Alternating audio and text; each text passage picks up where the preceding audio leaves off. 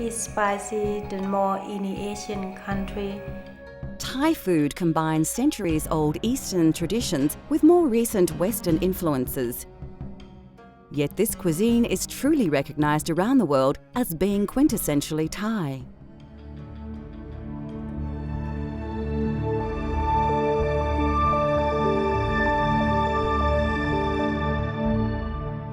Thais use an abundance of aromatic herbs and spices to add intense flavours and tastes to their meals. Garlic, lemongrass, turmeric and kaffir lime leaves are the main ingredients in curry paste, but they're also commonly used in stir-fries, salads and tom yam. Galangal, which is similar and often used instead of ginger, is extensively used across Thailand in curry paste and tom yam. Thais often add young ginger to their soup or to brew a refreshing tea. As ginger and galangal roots age, their flavour intensifies, but their flesh becomes more fibrous. Krachai, commonly known as finger root or Chinese ginger, is often included in curry pastes or finely sliced and added to stir-fries. In the West, fresh krachai can be hard to find, and it is often only available pickled or frozen. Thai basil, which is stronger in taste than the Italian variety, can be identified by its darker leaves and purple flowers and stems. Considered to have a subtle licorice or mint flavour, this sweet basil is used in many Thai dishes. Another fragrant herb with many uses is coriander. The leaves can be used as an ingredient and garnish, while the stalks are often ground into curry pastes and sauces. Thai cuisine is well known for being spicy. Chili is of course widely used throughout the region and was introduced by Portuguese missionaries only in the 17th century. Generally, the smaller chilies are the hottest, with the tiny red bird's eye chilies, also sometimes referred to as Thai dragon chili, being the hottest of them all.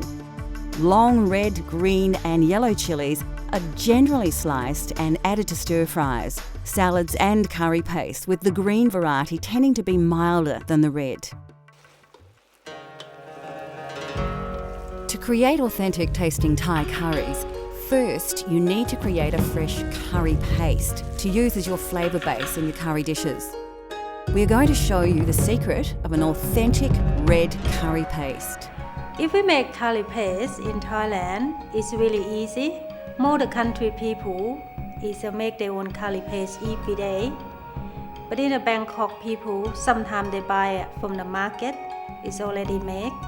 But it's more the kitchen. Nearly every kitchen, if they do their own curry paste. In Thailand, it's easy to find a herb for doing curry paste.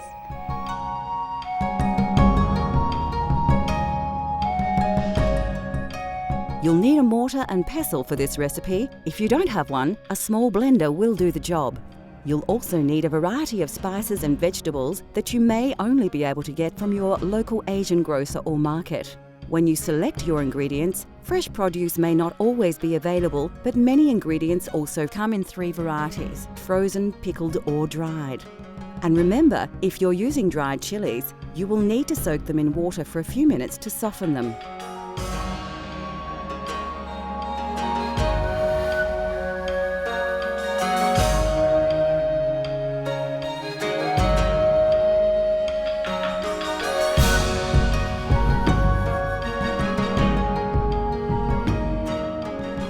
Firstly, finely slice your lemongrass stalk.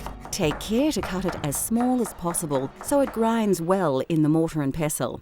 Do the same with the galangal, again slicing as finely. Depending on the size of your root, you may not need it all. Add about a teaspoon to your mortar. Chop the krachai into small pieces. We are using krachai that is frozen, so it's quite soft now that it's thawed. If you have access to fresh, you may need to chop in finer.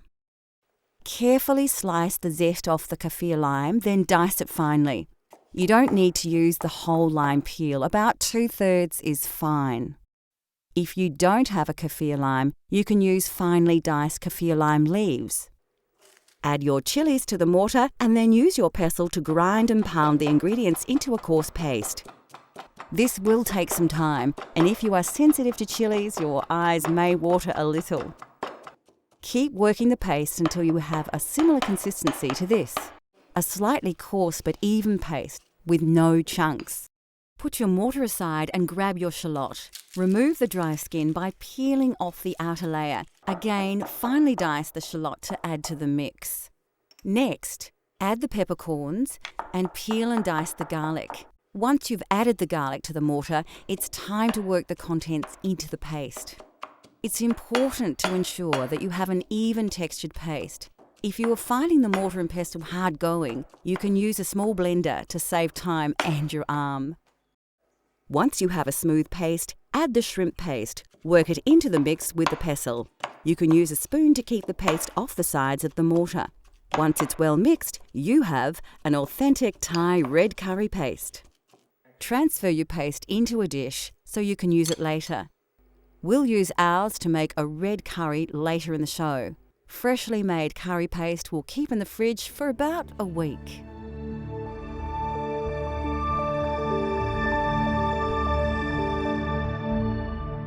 Like any cuisine, there is a wide and varied range of condiments and sauces that can greatly influence the taste of any dish. One of the most important ingredients in Thai culinary culture is fish sauce, a salty and intensely flavoured sauce derived from fermented fish, salt and water. Other condiments include soy sauce, lime paste, shrimp paste, vinegar, peanuts and various dried and pickled produce. Dried shrimp and shrimp paste, pickled fish and chilies, even pickled peppercorns may seem unusual and exotic to Western tastes, but are commonly found in popular Thai dishes.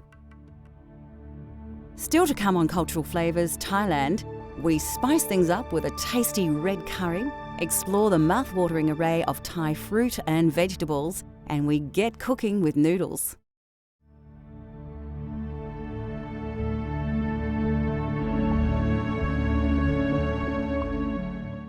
Rice is the staple grain of Thailand, and the fragrant and indigenous jasmine rice grows in abundance throughout the Central Plains. A long grain rice, it's generally served with most curries and some stir-fries, and is even eaten at breakfast. There are several varieties of rice, including sticky rice, which is popular in desserts, and as the main rice to the north of the country. Black sticky rice, or wild rice, is also a popular dessert rice. In Thailand, noodles are often eaten as a snack for lunch or used in soups. They are usually made from either rice, wheat or mung bean flour and are available either as fresh or dried. The most common are the rice noodles, which come in 3 varieties: wide and flat, thin and flat, and round and thin, which are known as vermicelli in the West. Noodles form the basis of many Thai dishes and stir-fries, like the pad Thai we will be making later in the show. Thai curries have taken their influence from India and China, but the flavours of these spicy popular dishes are uniquely Thai. Thai and Indian spicy is different spicy. Thailand use chili, but Indian use different spicy than us. So Thai food is more soft than Indian foods. It's not too strong of herb. And the Chinese food is more, didn't have a spicy in there much, just more stir fry and soup. We showed you how to create a wonderful aromatic traditional red curry paste earlier in the show. Using this paste as a flavour base, we will prepare a Thai red curry using a range of fresh vegetables and chicken. For this recipe, you will need a selection of fresh vegetables. Remember, if you can't find these exact ingredients, seasonal vegetables will do, although ingredients like kaffir lime leaves are important. The classic Thai ingredients we will be using are combinations of fresh, frozen and even pickled. All are readily available from Asian grocers. This can be a vegetarian dish if you prefer, but it is commonly cooked using chicken or pork. Of course, you'll need a couple of tablespoons of the authentic red curry paste, and the meal is generally served with jasmine rice.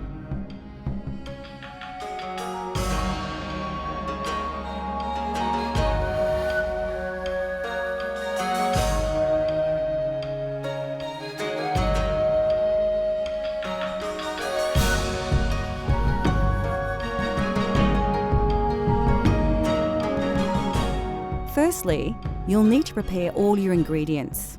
Slice the snake beans, not too finely, into about 3 centimetre or 1.5 inch lengths. The capsicum needs to be cut lengthways, taking long slivers off the edges while avoiding the seeds at the core of the pepper. Then dice these slices, like so. Having peeled your carrot, slice it so it can cook quickly but still retain its texture. You can put all these vegetables into a bowl as they'll be used together.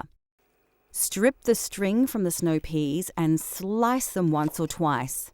Chop the cauliflower into coarse chunks and do the same with the eggplant.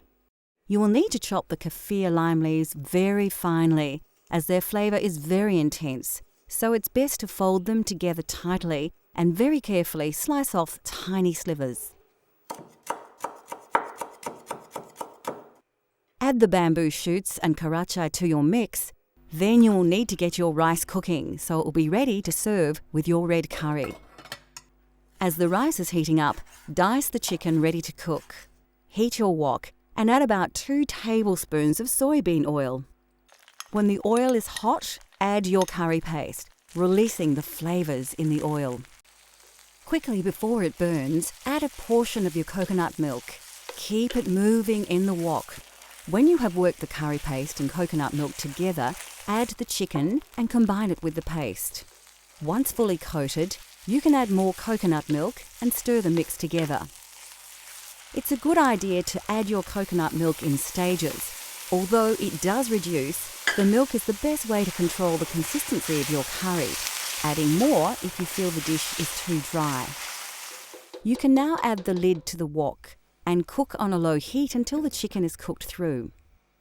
Now add 4 tablespoons of sugar and 2 tablespoons of fish sauce and stir through before adding the vegetables you prepared earlier. You can add the diced vegetables all at once, but ensure you stir them thoroughly. Return the lid and simmer, steaming the vegetables for about 5 minutes. Be careful not to stew the curry, so watch the heat. We don't want to overcook the fresh vegetables. Finally, add the green pickled peppercorns and pick the leaves from your bunch of Thai basil. Mix the ingredients together quickly, as you don't want to cook the basil, just warm it enough to release its flavour into the curry. By now, your rice should be cooked and the dish is ready to be served. It is traditional in Thailand to serve the curry in one large dish and place the rice in another. Diners will then serve this into smaller bowls. So there you have it, Thai red curry with chicken and jasmine rice using an authentic, fresh, homemade red curry paste.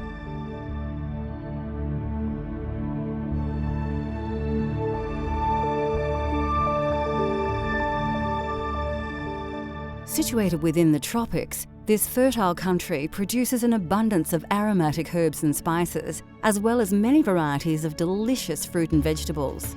It is, therefore, not surprising that Thais have developed a cuisine that rivals any in terms of variety and diversity. Vegetable staples include the eggplant, Chinese cabbage, choy sum, and several types of mushroom. Some of these vegetables were introduced in Thailand through the trade routes from India and China and have become an integral part of the Thai food culture. Bean sprouts are also often added to various dishes. The sprouts are actually newly germinated mung beans and are crisp and sweet. Lesser known vegetables to Western tastes include the snake bean, a versatile string bean that is extremely popular throughout Thailand. Like many vegetables, the snake bean has various names from different regions, and you may find them referred to as asparagus beans, long podded cowpeas, and the Chinese long bean, as well as the Indian-style eggplant. Thailand has its own eggplant varieties. These are cultivated in several colours and sizes, and although much smaller than the large purple aubergine we are familiar with, all are widely used in curries and stir-fries, or dipped in sauces and eaten fresh. Spring onion, chives and mint are commonly added to lap, a sour salad with meat and chilli, or simply used as a garnish. Thai cuisine often features shallots, which are similar to onions, that are considered to have a sweeter, milder flavour. Of course, another quintessential Asian ingredient, which is prominent in Thai cooking, are bamboo shoots. Shoots are used fresh or pickled and are usually sliced thinly as they can have a woody texture, especially near the pith. Next on Cultural Flavours Thailand, we fire up the wok and our taste buds as we prepare a Thai family favourite and the country's national dish. Plus, we explore the many wonderful and exotic tropical fruits of Thailand. Pad Thai is a simple, flavoursome dish that is easy to prepare, healthy to eat, and most ingredients are readily available. In Thailand, we eat a lot of pad thai. Some people eat it for snack and lunch, dinner, but sometimes it's evening sup, like the nighttime sup. They have an all day, all night sale, and it's more popular in the easy way to make, and it's easy to buy everywhere. Have a pad thai, and it's quite heavy and solid meal as well.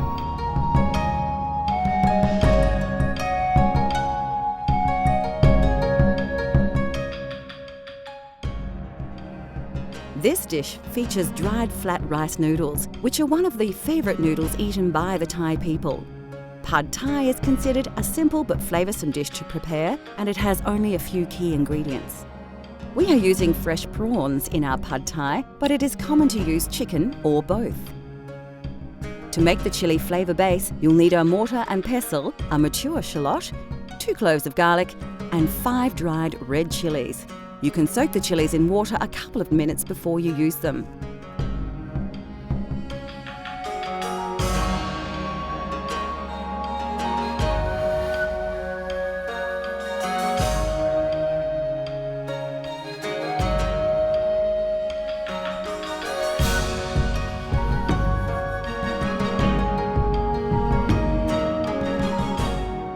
The first secret to an authentic Pad Thai is to create your chilli flavour base. Take a shallot and peel the dry skin and outer layer off. Finely chop the shallot and place it in your mortar. Peel and chop your garlic cloves and add them to the mix with the chillies. Pound and grind the ingredients in your mortar and pestle until you have a coarse paste, much like the red curry paste we prepared earlier. Then put it aside to use later. Slice the garlic chives into short lengths of about 3 centimetres or 1.5 inches and place them to the side. Now it's time to fire up your wok and add the soy oil. It's a good thing to remember that Pad Thai has 2 distinct styles, a drier, lighter dish and a heavier, oilier version more popular in the West. When the oil is hot, add your chilli paste you prepared earlier. Really work the paste through the hot oil so you release all those delicious flavours and aromas. Don't overcook the paste as it will burn if you leave it too long. To the chilli base, crack in the eggs.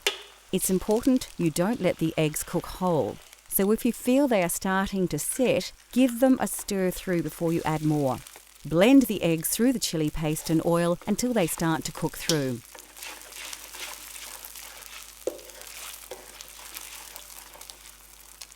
The prawns go into the wok next. It's a good idea to check the heat here to ensure you don't burn the eggs and keep stirring them so they don't stick to the wok. Like all seafood, prawns cook quickly, so work them into the mixture until they are almost cooked through. Now it's time to add the noodles. They should be slightly soft now. Be careful to have them well drained, as wet noodles will cause the oil in the hot wok to spit. Lift and mix all the ingredients well. Make sure you coat all the noodles with the wonderful flavours of the chilli paste, eggs and prawns.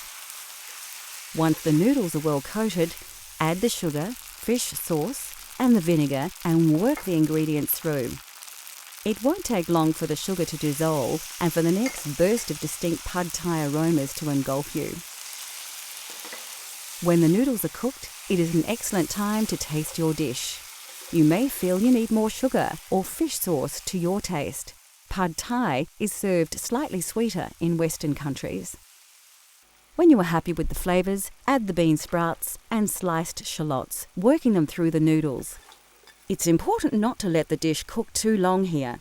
We want to keep the mung bean shoots slightly crisp. Serve your noodles onto a plate and sprinkle the crushed peanuts over the dish and garnish with sprigs of fresh coriander and a piece of lime. Pad Thai is best eaten straight away before the noodles stick together.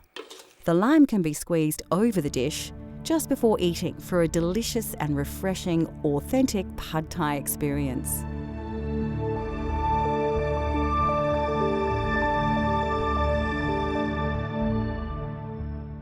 In Thailand, limes are used exclusively as an ingredient rather than lemons. They grow easily in the tropical climate and the fruit has multiple uses. Kaffir limes are distinctively recognisable with their bumpy textured outer skin. The zest of the peel is often added to curry pastes and the fruit are sometimes thrown in whole to dishes such as tom yam. Of course, we have already mentioned coconut milk and cream. The flesh of a coconut is grated and boiled with water and strained through a cloth under pressure to produce the milk and cream so synonymous with southern Thai curries. And finally, it is customary to serve fresh fruit after a meal, and in Thailand there are many wonderful and exotic fruits to enjoy. Delicious produce to tempt already satisfied diners include such treats as large ripe papaya, the sweet and tangy mangosteen, fleshy but sweet rambutans, and many tropical delights common to that part of the world. Indigenous to India, the mango is appreciated for its juice, flavour, fragrance and colour. Green mangoes are often included in curries, relishes and soups, while ripe mangoes are eaten as they are or served with sticky rice and enjoyed as a dessert.